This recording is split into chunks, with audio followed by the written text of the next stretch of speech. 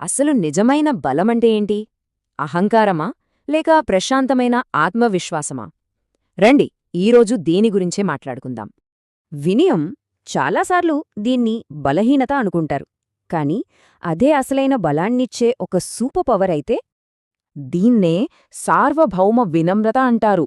అంటే ఎంత శక్తి ఉన్నా అహంకారం లేకపోవటమన్నమాట. ఈ కాన్సెప్ట్కి బెస్ట్ ఎగ్జాంపుల్ ఎవరంటే పౌరాణిక పాత్ర హనుమంతుడు. ఆయన కథలోనే అసలు విషయముంది. హనుమంతుడి ప్రయాణం చాలా విచిత్రమైనది. శక్తిని పొందడం, మర్చిపోవడం, మళ్ళీ గుర్తు చేసుకోవడం. ఇక్కడ పాయింట్ ఏంటంటే గుర్తుచేసింది జాంబవంతుడైనా ఆ అపారమైన శక్తి ఎప్పుడూ ఆయనలోనే ఉంది. ఆ శక్తి కొత్తగా వచ్చింది కాదు, జస్ట్ మేల్కొల్పబడింది. కావాల్సిందల్లా ఒకే ఒక నమ్మకం.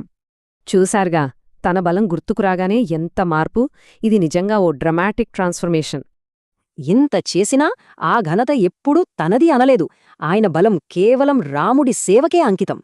మరి ఈ పురాణకథ ఇప్పటి మన జీవితాలకి ఏం చెప్తోంది? ఈ కథలో మనందరికీ తెలిసిన ఆత్మసందేహం కనిపిస్తుంది. దాన్ని దాటి బలాన్ని ఎలా పొందాలో కూడా చెబుతుంది. సో అసలు పాయింటేంటంటే, బలం అనేది కీర్తి కోసం కాదు, ఒక గొప్ప లక్ష్యం కోసం ఉండాలి. ఒక్కసారి ఆలోచిస్తే, మన బలాన్ని స్వార్థం కోసం కాకుండా ఒక లక్ష్యం కోసం వాడితే ఎలాంటి పర్వతాలనైనా కదిలించొచ్చు కదా.